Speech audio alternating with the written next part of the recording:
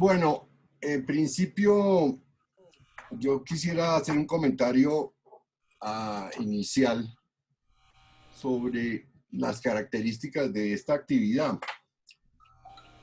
y por qué me ocupo del tema de la filosofía y por qué me parece esencial para volver sobre aspectos y autores y temas que constituyen, digamos, un ambiente de inquietud intelectual.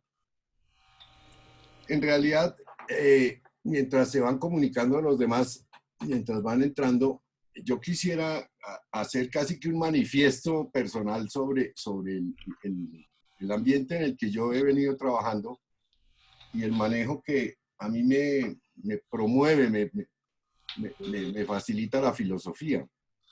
En sentido estricto, yo podría decir que la investigación de arte rupestre ha sido posible, entendida no como simple ambiente de documentación y estudio de la estética y el pensamiento indígena desde una perspectiva, si se quiere, convencional, sino muy al contrario, el poder tener la opción, el poder haber visto otras oportunidades que son solo posibles desde la filosofía.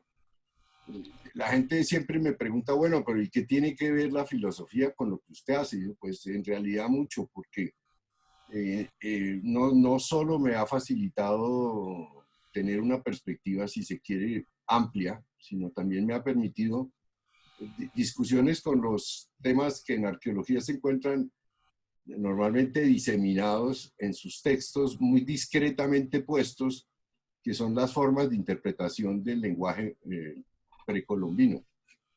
Así que el vínculo que yo he visto que puede haber entre lo que yo leo de Hegel, lo que me sirve para pensar, es si se quiere, pragmático.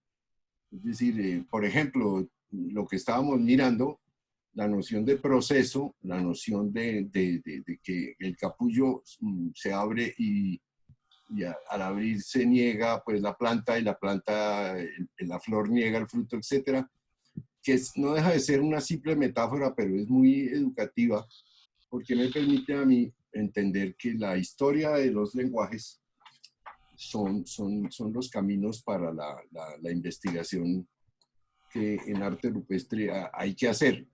No sobra decir que por supuesto, y esto ha sido pues un aspecto absurdo, y es que en ninguna época nadie se interesó por la investigación del asunto, ni siquiera por ir a buscar los sitios.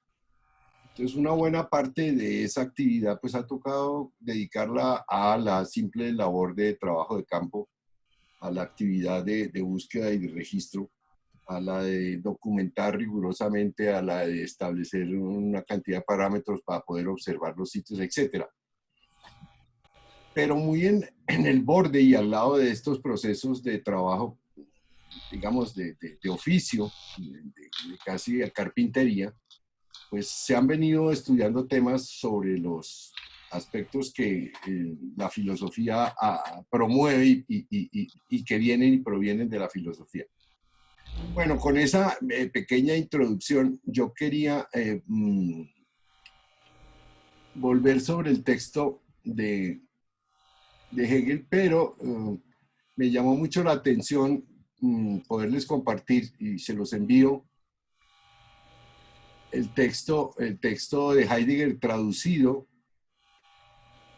que se llama, bueno, además del ya divulgado texto de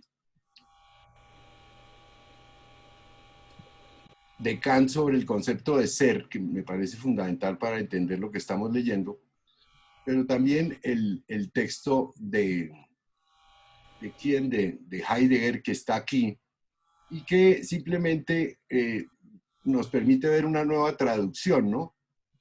Que también garantiza un poco hasta dónde estamos leyendo correctamente según la traducción de Wenceslao Roses, que ya habíamos iniciado en las sesiones anteriores. Bueno, dice, la ciencia de la conciencia. Así reza el título de Hegel, que coloca en la cabeza de su publicación de la fenomenología del espíritu. ¿Todos están observando correctamente el texto? Voy a abrirlo un poco más por si hay alguno que esté trabajando con el teléfono y se le complique la lectura. Sobre eso hay un trabajo muy interesante de esa discusión sobre el título del libro. Y Félix Duque hace una presentación que pueden ustedes ver en YouTube, en donde él discute sobre las dos posibles vías para entender el trabajo de Hegel. Pero bueno, por ahora simplemente lo enuncio, que pudieran ustedes pasarse ahí y mirar el material de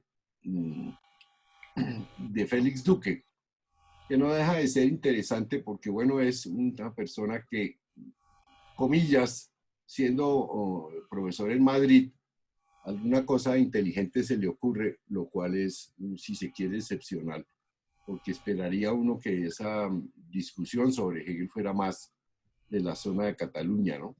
La palabra experiencia aparece en cursiva y en medio de otras dos palabras, comillas, la experiencia, nombra aquello que es la fenomenología. Entonces pregunta, como siempre, Heidegger, ¿qué piensa Hegel cuando emplea tan enfáticamente la palabra experiencia? La respuesta nos la da el fragmento con que comienza la obra después del prólogo sobre el sistema de la ciencia. Su texto reza así según la edición original. Y bueno, lo que a mí me llama más la atención es que todos sabemos, y lo advertí el profesor Guillermo Moreno. Muy buenas tardes, profesor Guillermo Moreno, ¿cómo está usted? Hola, Guillermo, ¿cómo le va?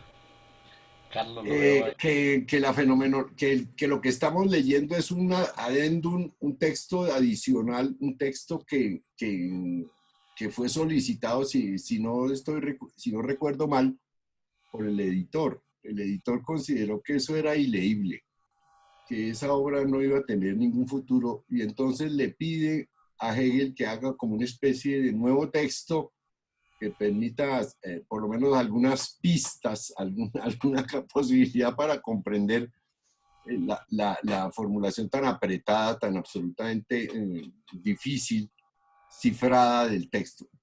Leamos, si les parece, una pequeña parte que trae Heidegger, que dice así. Y miren ustedes el modo como lo traduce Heidegger, o por lo menos la versión que hacen de la versión de Heidegger del alemán a la versión del castellano en esta. Discúlpenme, pero parece que voy a tener que dejar entrar a más gente aquí. Ok, listo.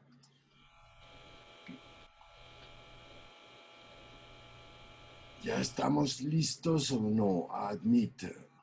Pero es que van llegando muy tarde, esta gente es la embarrada, no llegan apenas a tiempo y era más fácil si hubieran llegado a tiempo. Deben, Guillermo, ¿me escucha? Sí, claro. Deben estar llegando algunos de los muchachos del grupo de Hegel que nosotros tenemos y que habíamos dicho que Ah, para no, esta pero sesión. por supuesto, bienvenidos. Ya estamos 16 personas.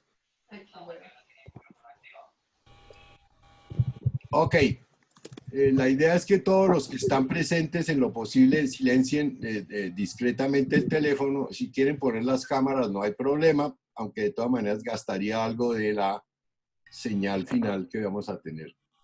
Pero bueno, ya parece que estamos, aquí me avisa que quién está ingresando. Noten ustedes las variaciones del texto en la versión traducida por quien hizo la lectura de la misma obra, que no es Wenceslao. Es una representación natural pensar que en filosofía, antes de entrar en la cosa misma, es decir, en el conocimiento efectivamente real de lo que es de verdad. Yo recuerdo que en el texto anterior decía, sea necesario, y aquí dice más enfáticamente, es necesario llegar. Quienes tengan el texto a la mano de Hegel, me parece que podría ser una buena experiencia poder confrontar estas dos versiones en la medida no solo no es por erudición, ni mucho menos, sino para que podamos tener una mejor comprensión del sentido y de la perspectiva y tratar de tener una versión, si se quiere, genuina de lo que está Hegel tratando de decir y de marcar de una manera definitiva. Yo decía cuando comenzamos este texto que una de las cosas que más me llaman la atención de la obra de Hegel es que cuando la lee uno por vez primera uno no entiende absolutamente nada porque la cabeza probablemente no está acostumbrada a entender con la precisión que él va escribiendo, ni mucho menos a darse cuenta que en el fondo hay una nueva manera de explicar lo que podría ser la experiencia o el pensamiento o la discusión o el discurso de la filosofía del siglo XIX. Es necesario llegar a un previo acuerdo sobre el conocimiento que consideramos como el instrumento con el que nos apropiamos de lo absoluto, o como el medio gracias al que lo divisamos.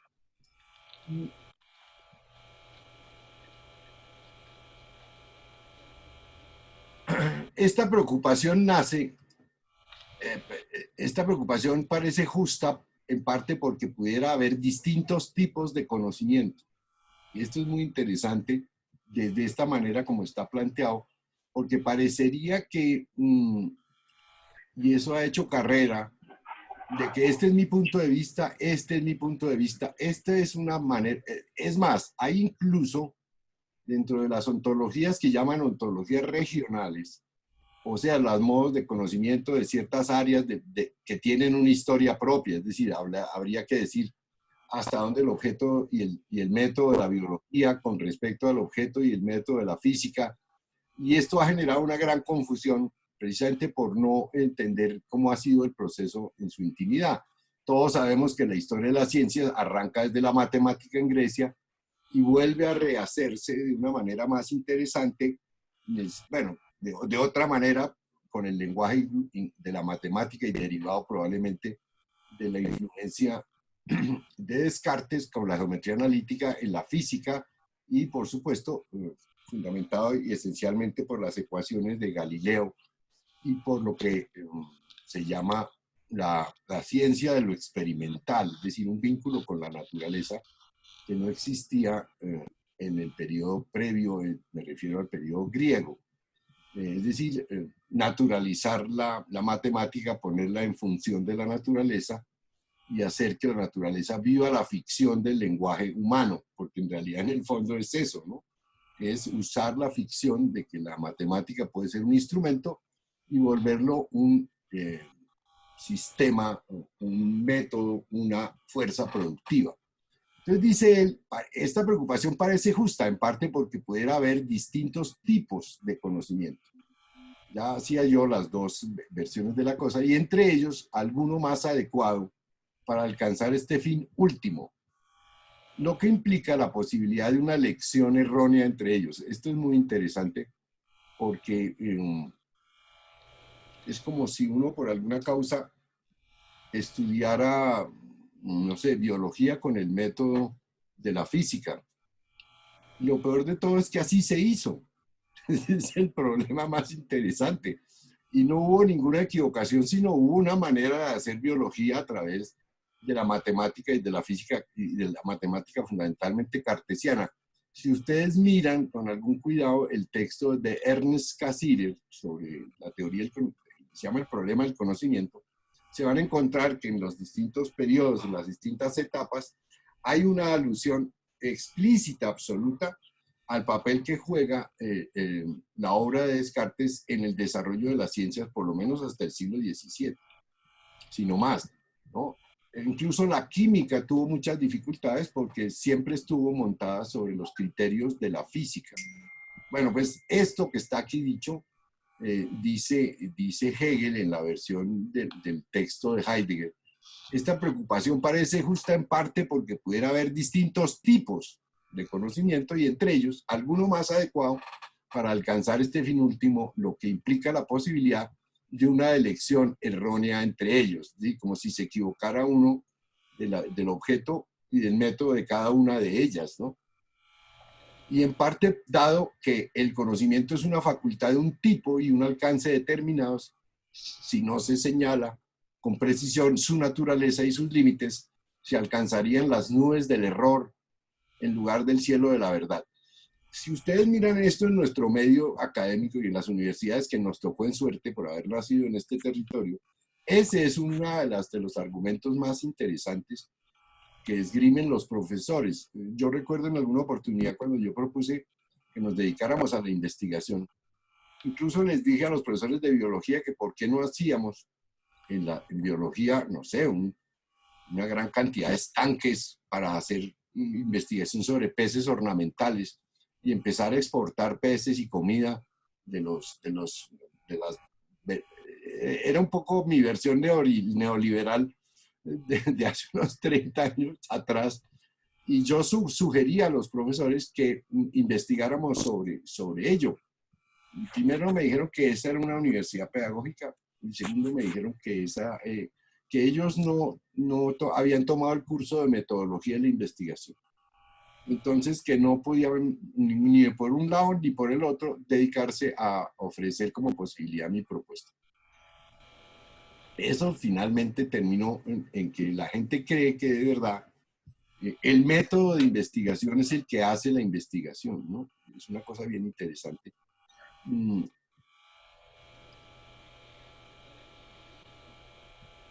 Y en el fondo es solamente un pretexto para no iniciar el proceso riguroso del trabajo, de la investigación que se requeriría.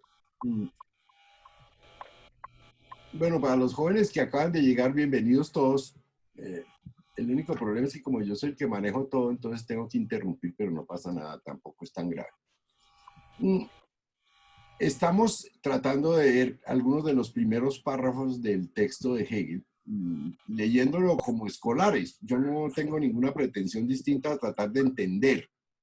No quisiera fabricarme pues una versión como lo hacían en alguna época, una versión de exposición en tiempo determinado con todos los temas de Hegel, sino simplemente encontrar algunos elementos que nos permitan usar esa información y pensar de alguna manera con cierta estructura genuina, como una experiencia filosófica nuestra en los textos, y encontrar formulaciones muy secretas puestas allí que nos permiten y ayudan en nuestra propia carrera académica. Es decir, empezar a pensar con cierta estructura y con cierta rigurosidad, pero también con cierta complejidad. Una aclaración, Guillermo, Sí, dale. por favor, para los muchachos que llegan, que yo les había dicho a ellos que estábamos mirando el prólogo, entonces me toca advertirles que este es de la introducción a la fenomenología, Sí, no, sí. no del prólogo, para que ellos se orienten si llegan a tener a mano la fenomenología y que sepan que hay una diferencia entre el prólogo Claro. y la introducción. Entonces, muchachos, este texto es de la introducción, Sí, no del sí, texto sí, de la exacto. fenomenología. Gracias. Listo, perfecto. Ok, ya están llegando, tenemos 19 personas incluidas. Bueno, esto siempre a mí me sorprendió porque me parecía que siempre se dice con cierta seguridad y sin conocer suficientemente el idealismo alemán. En nuestro medio se le atribuye a buena parte del idealismo alemán no como una teoría de la objetividad, sino más bien como unas nociones que cambian y discuten con las teorías del conocimiento. Incluso, lo decíamos en la sesión pasada, Hegel, igual que Kant, se les entiende como unos noceólogos. La razón es porque sencillamente, desde el punto de vista convencional y escolástico nuestro, doctrinero, derivado de las universidades religiosas, el problema del conocimiento se convierte en el único problema central. Y habría que citar algún autor que eventualmente incluso, que es un tipo muy inteligente, que se llama Johannes Gessen, que hizo carrera en Colombia. Es decir, a todos los niños que hacían la primera comunión les regalaban la teoría del conocimiento de Johannes Gessen, más todos los profesores en todas las universidades, me imagino yo, aunque claro, con el conflicto que como es agustiniano, tenía problemas con algunas otras sectas religiosas, me imagino con los salesianos y con los jesuitas y con los dominicos, pero siempre se pensó que el problema de la filosofía era un problema de teorías del conocimiento y a mí siempre me pareció, incluso yo fui educado en el bachillerato en esa perspectiva y me sufrí la comprensión ya cuando regresé a la universidad a estudiar, cuando me decían, no, no, nada que ver, eso no tiene nada que ver. Bueno, ok. Seguimos. Estábamos en este preciso párrafo, aquí en esta parte, en donde él dice, de pronto, al escoger el método nos equivocamos, ¿no?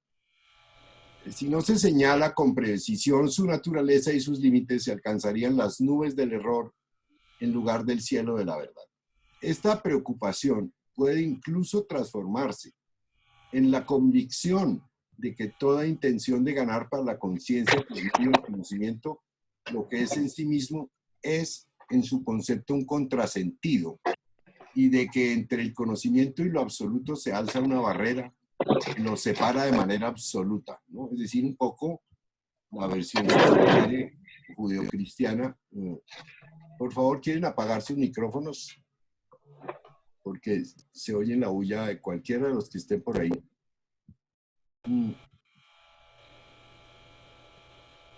Bueno. Esta preocupación puede incluso transformarse en la convicción de que toda intención de ganar para la conciencia por medio del conocimiento, lo que es en sí mismo, es en su concepto un contrasentido, y de que entre el conocimiento y lo absoluto se alza una barrera que lo separa de manera absoluta.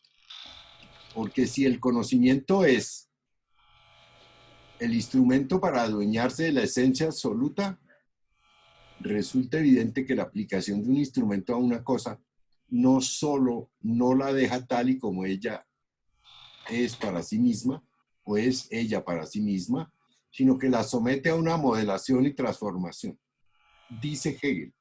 Es decir, en el momento en que un cierto procedimiento del lenguaje se interesa en determinar las características de una relación de ese procedimiento, de alguna manera la ubica dentro de esta estructura del lenguaje y la pone a funcionar con cierto tipo, digamos, de selecciones, de tonos, le privilegia o le pone en ciertas condiciones y características, por lo tanto, terminaría deformada.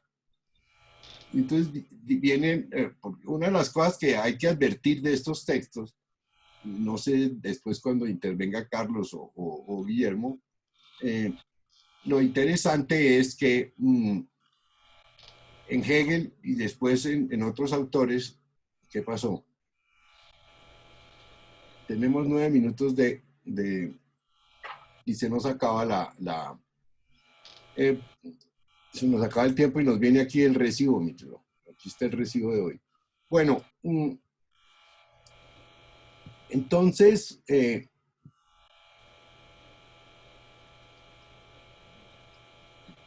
no podemos compartir porque no deja compartir ya. Entonces, sigamos tratando de pensar el tema, y si les parece, hacemos una primera ronda de comentarios de Guillermo y Carlos sobre lo leído. Incluso aquí hay algunos que acaban de llegar, entonces también quedan admitidos. Tenemos en este momento 21 personas. Sí, adelante, Guillermo. ¿Yo? Sí. Bueno, ¿qué? Sobre lo que se acaba de mirar, ese primer Sí, exacto. Sí, esa primera párrafo parte. de la introducción. Ahí lo que yo veo es que habría que leerlo todo, terminar ese párrafo Uh-huh. para, para tener una idea general del mismo, eh, porque empezando que habría que mirar, hay que darse cuenta que está escrito contra Kant. Sí, claro. Es la visión de Hegel contra Kant. Al respecto de justamente lo que Guillermo señalaba, del problema del conocimiento, de tratar de definir primero qué puede el hombre conocer y en qué consiste ese conocimiento para que una vez que ha definido eso, una vez que tiene claro eso, pueda proseguir en la búsqueda del conocimiento y de hacerse con la verdad de otras cosas. Pero eh, a Kant se le ocurrió, pues, también una posición que aunque uno no la comparta, es comprensible, es inteligente y miremos primero qué podemos conocer y a partir de lo que podamos conocer podemos saber hasta dónde podemos llegar. Y pues Hegel por supuesto no está de acuerdo con eso. Entonces, digo yo que, bueno, si no ahora, sí más adelante tienen que mirar el párrafo completo, ese primer párrafo de la introducción para darse cuenta que Hegel va a cuestionar, que va a decir, ojo, en esa pretendida prevención, en ese pretender querer saber antes de conocer qué podemos conocer y cuál es la estructura del conocimiento, eh, se, se presenta un error y una falacia al mismo tiempo, eh, porque realmente saber hasta dónde se puede ir en el conocimiento es algo que solo se puede hacer en el ejercicio mismo del conocer. No se puede separar el individuo, el sujeto que conoce, de el conocimiento, por un lado. Por otro lado, tampoco se puede, al final de ese párrafo lo va a señalar, tampoco se puede creer que lo que hay que conocer es otra cosa distinta, diferente, que está situada en algún lugar. Es casi como si se establecieran tres, tres dimensiones. Yo la conciencia que conozco, el instrumento mediante el cual conozco y lo que tengo que conocer.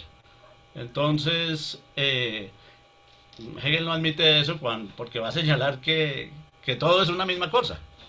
Justamente es una misma cosa, sino que son los extremos, por así decir, no cabe decir extremos. Ah, ¿Cómo sería? Eh, es lo que hay que conocer, pero ¿qué es lo que hay que conocer en filosofía? Lo dice en la primera línea. En la segunda, la filosofía se ocupa de el conocimiento real de lo Lo que que es es en verdad. verdad. Sí. Entonces, eh, uno no se puede colocar por fuera de eso que es real, que es en verdad, porque entonces ¿dónde se ha colocado uno?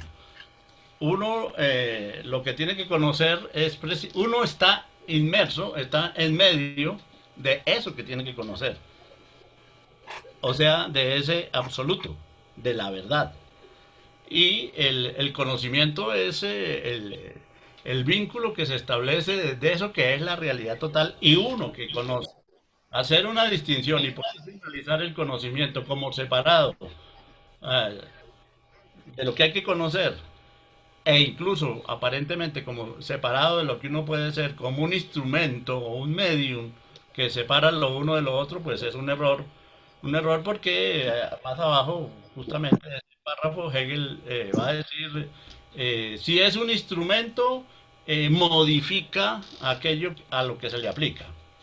Si no es un instrumento y es un mero medium pasivo, tampoco se está apreciando lo que realmente es. Entonces, ¿por qué? Porque lo distorsiona. Eh, entonces, de ahí sale esa frase. Quien realmente hace un esfuerzo por tratar de entender, de tomar el instrumento como un medio, o como, el conocimiento como un medio, como un instrumento, está cometiendo un grave error y no, se está equivocando. Es Bueno, decir, yo diría una cosa. Sí puede ser en buena parte frente a Kant, pero a mí me da más la sensación, Guillermo, de que este texto y esta parte del prólogo está introduciendo la primera versión así durísima del debate frente al empirismo. Porque bueno, ¿quiénes son los que quieren comenzar de cero? Son ellos los que dicen que la metafísica es una estructura que ha generado una especie de velo opaco y que no permite ver las cosas y que hay que ir a las cosas mismas y que se utiliza, por decirlo algo, el novum organum, un nuevo instrumento con el cual yo, haciendo enumeraciones, haciendo este tipo de cosas, estaría más cercano de poder determinar qué son las cosas sin que yo intervenga. Incluso me parece que la primera parte que tendríamos que mirar también es en contraste con la certeza sensible, con el primer apartado de la fenomenología donde se marca lo que podría ser una simulación de ese vínculo con el mundo sin necesidad de que el pensamiento tenga ninguna acción, que el lenguaje tenga alguna capacidad de decir sobre lo que sería lo externo.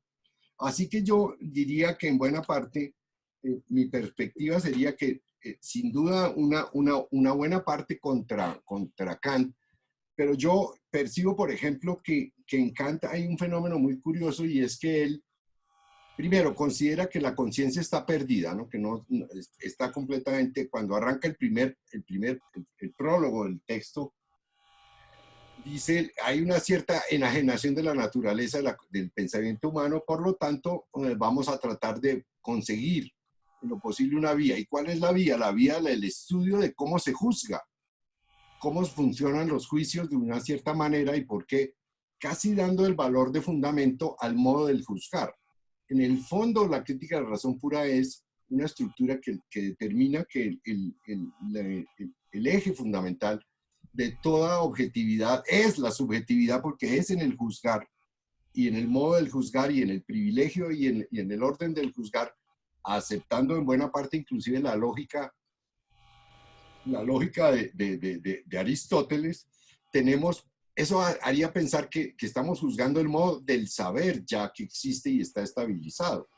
Es decir, no podemos juzgar sobre lo externo a menos de que se nos aparezca, pero sí podemos juzgar sobre el saber, que sería el camino que va a mostrar Kant y que va a ampliar Hegel. Bueno, el problema es que nos queda un minuto y volvemos para todos los que están ya inscritos y los que no han llegado.